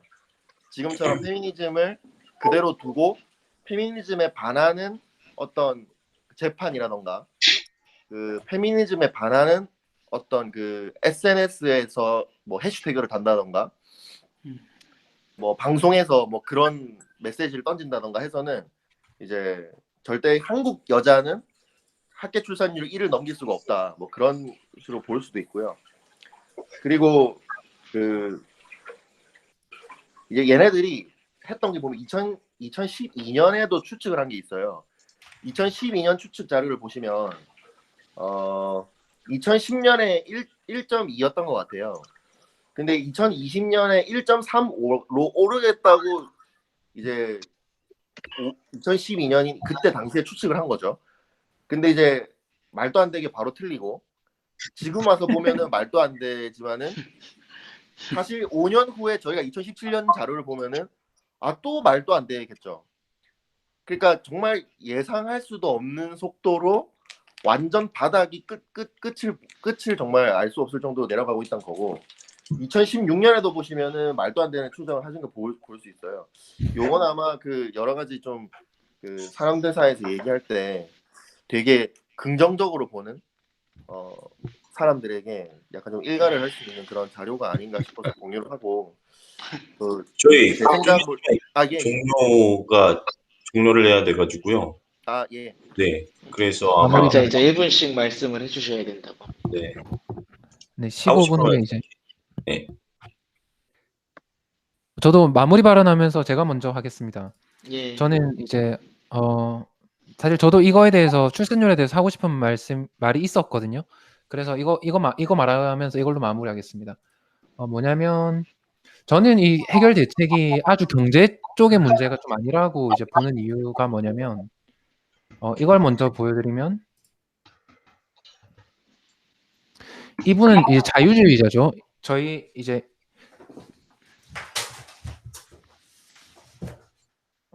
자료 보이시나요? 지금? 네. 네. 네, 이게 이제 이 책, 네, 트루 리버럴리즘의 저자인 디드런 앤슨 이제 매클로스키 이분인데 이분은 이제 보수주의자가 아니고 자유주의자입니다. 근데 이분은 뭐라고 말하냐면요, 이분도 이렇게 말해요. 이거 통계 자료거든요. 이분이 통계 자료를 해석하는 달인이에요. 왜냐면 이분이 경제 사학에 전공하신 분인데 우리가 경제를 어떻게 계량할 수 있냐 이거에 대해서 완전 전 세계적으로 거의 저명하신 분인데 이분이 이제 통계적인 자료를 봤을 때 이렇게 말합니다.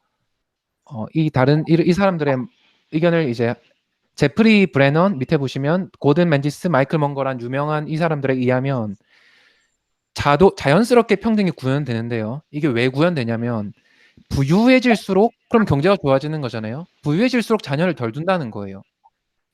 이게 통계라는 거거든요. 우리가 일부 예외를 볼 수 있지만 하지만 이게 그냥 통계라는 거예요. 전 세계와 어떤 국가에서든지 이게 일반적인 통계인데 부유할수록 자녀를 덜 두는 경향이 국가뿐만 아니라 한 국가 안에서도 그렇다는 거예요. 그러면 상속되는 생존자 수가 자연스럽게 줄어들고 그렇게 되면 자녀가 없게 되면서 사촌이나 이런 사람들한테 유산이 이제 분배되면서 이제 부가 분산된다는 거죠. 그래서 이분의 주장은 이분은 이제 너무 이제 부의 분배에 대해서 걱정하지 마라. 자연스럽게 분배가 된다. 이런 얘기를 하고요. 또 이제 평등을 구현한 또 다른 막강한 요소에 대해서 이제 자녀가 다 말아먹는다는 거죠. 뭐 이런 얘기 하면서 어쨌든 부유할수록 자녀를 덜 둔다는 거예요. 이제 이분은 이 얘기를 하시거든요. 그래서 이게 그래서 우리가 과연 경제 성장률이 좋아진다고 해서 과연 출산율이 높아질까? 저는 그렇게 생각하지는 않는 편입니다. 그리고 또 제가 보여드리려고 했던 거는 저는 오히려 이제 우리가 뭐 이건 종교적이 아니라고 하더라도요. 우리가 사회적으로 이념적으로 자녀를 낳는 롤 모델을 보여줘야 된다고 생각을 하거든요. 예를 들어서 미국 같은 경우에는 얼마 전에 이런 에이미 코니 베럿 대법원이 이제 지명이 됐잖아요. 근데 이 중간에 있는 이분인데 이 여자분인데 이분은 자녀가 7명인 거예요. 5명이 배로 나왔고 2명이 입양한 거예요. 이런 사람들이 롤 모델로 나오는 이분들이 막 텔레비전에 나와서 대법원들 막 처음에 임명할 때 며칠 동안 토론하고 막 이분 자신의 신념에 대해서 얘기하고 그리고 심지어 5번째로 배로 난 아이는 다운 증후군인 걸 알고도 나왔어요. 이분은 이제 카톨릭 신자인데 우리나라에 근데 이런 롤 모델이 없는 거죠. 우리나라는 롤 모델이라고 하는 사람이 문재인 대통령이 나는 뭐 페미니즘이 좋다 뭐 이런 얘기하고 있으니까 뭐 우리 부모님들도 잘못됐다 뭐 가부장적이다 이런 얘기하고 있으니까 애를 안 낳는다고 저는 생각을 합니다. 그래서 저는 이제 그런 리더십이 정말로 중요하다.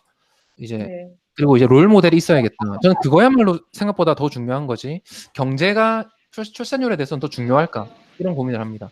그리고 하나 책을 소개해드리면 스티브 털리라는 사람이 이런 책을 썼어요.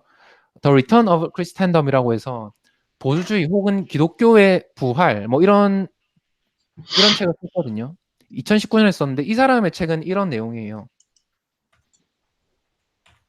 다음 이 사람은 미국의 통계를 봤을 때 평균 출산이요.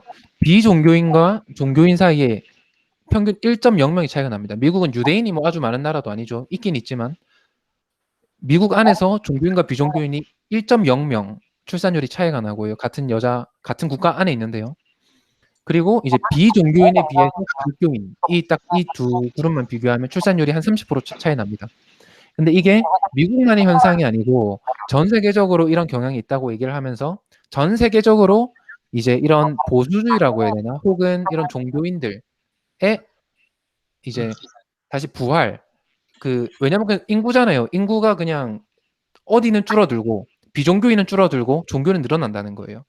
그래서 전 세계적으로 다시 종교인이 많아지거나 이런 보수주의의 부활이 일어날 수밖에 없다라는 식의 주제를 쓰거든요. 그리고 이걸 이충근 박사님이 전쟁학 정치 전문이시죠.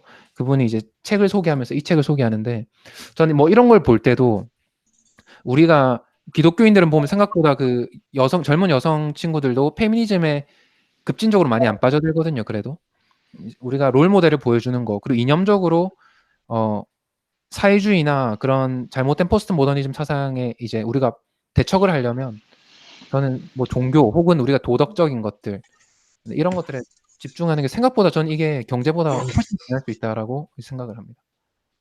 이렇게 하면서 저는 마무리하겠습니다. 감사합니다.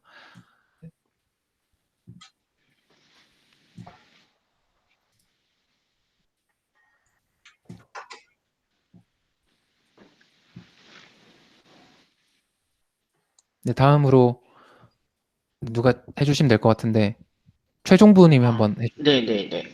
이제 뭐 저출산 문제에 대한 말을 조금 하고 이제 말을 마무리해보면 사실 사람이 자기의 자식을 낳고 기르고 하는 것 자체가 본성인데, 그것을 막는 여러 가지 요소들이 있을 테고, 그리고 더 아이를 낳고 키우려고 하는 여러 가지 요소들이 있겠죠. 지금 경제적 요소도 나왔고, 종교적, 신앙적 요소도 나왔고 뭐 했는데, 다 맞는 말입니다. 다 복합적이니까. 그런데 그거를 다 맞는 말 중에서 어, 어떠한 요소 때문에 출산율이 더 떨어진다라는 예상을 해보자면 아까 말했던 그런 주거 문제는 확실히 문제가 있을 것 같아요. 특히나 저희 세대가 안정적인 주거를 만들 수 없고 정부가 만들어주는 공공주택 안에서 임대인으로만 평생을 살아야 된다 그러면 자식을 더 안 낳으려고 하겠죠. 그래서 말씀해 주신 건 제가 들어도 다 맞는 이야기다라고 생각이 들고 지금은 조금 더 정부 정책에 의해서 훨씬 더 절망적인 상황에 다가가고 있다. 이렇게 보여집니다. 오늘 이야기들 다 너무 즐거웠습니다. 감사합니다. 다음으로 준표님도 한 말씀 해주시면 감사하겠습니다. 네.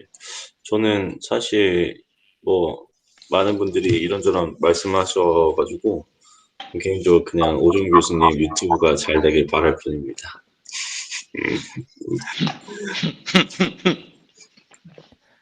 네, 감사합니다. 그리고 그러면 또 네, 김소영 님도 대표님도 박소영 대표. 마이크 네. 네, 네, 박소영입니다. 네, 아, 네.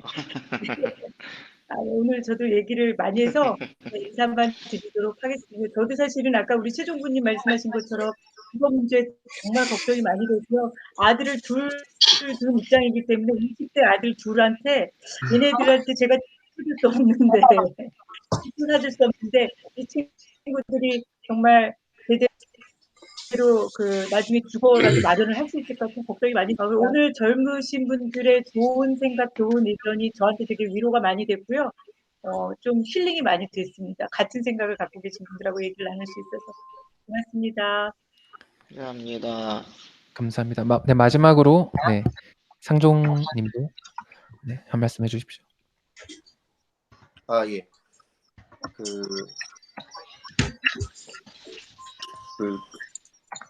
최종적으로 그냥 뭐 제가 오늘 했던 얘기들 짧게 정리를 하고 저도 인사드리려고 하는데요. 요즘 저도 직장에서 회식 자리 같은 거 하면 저는 항상 4대1로 맞다이를 뜨는 이제 게 일상이 됐거든요. 이번에도 김천에 출장 나가서 오늘 복귀를 했는데 그 저보다 10년 이제 먼저 회계사를 시작하신 그 이사님이랑 1시간 넘게 그 곱창을 사이에 두고 떠들고 결론이 나지 않은 그런 이제 시간을 보냈는데, 저는 이제 그분이 이제 40대 초반이세요. 근데 이제 그분이랑 얘기하면 참 많이 느끼는 게 뭐냐면,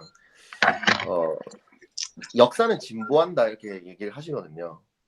그리고 민심, 그 여론이 결국은 이제 바른 길로 나아가고 있다라는 믿음이 있기 때문에 그러한 여론을 통해서 이제 재판이 이루어지는 것도 바람직하다, 진보의 한 과정이다 이렇게 생각을 하고요.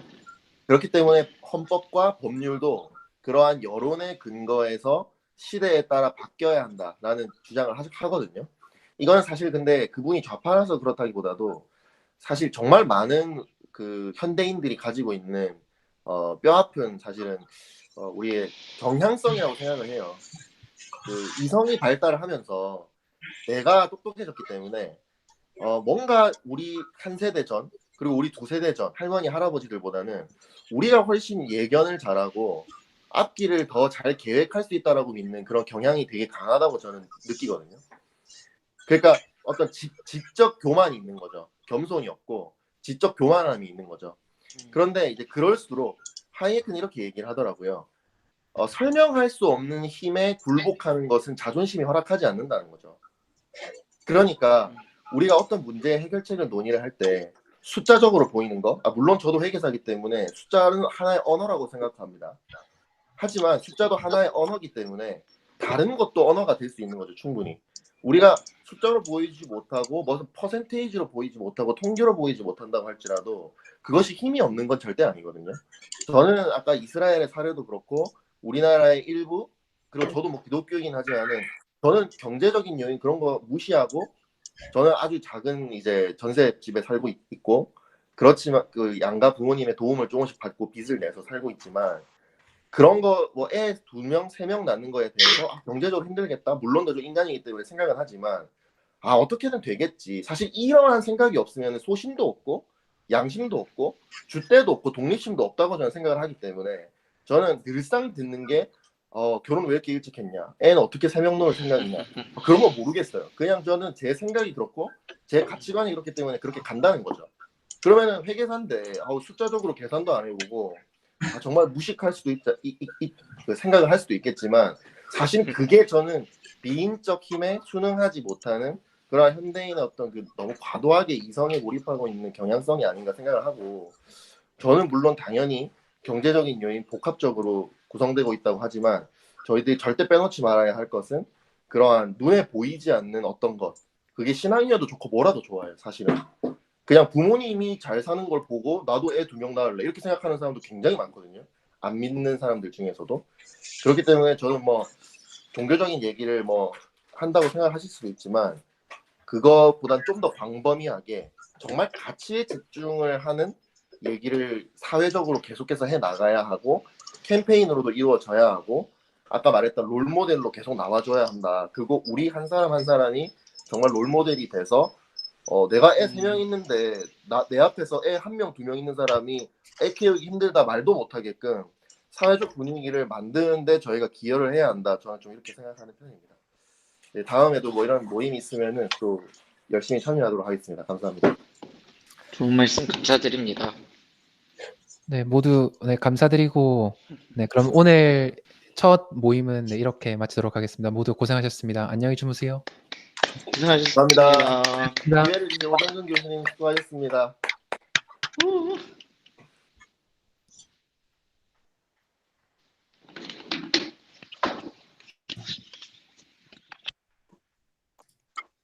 산하 들어와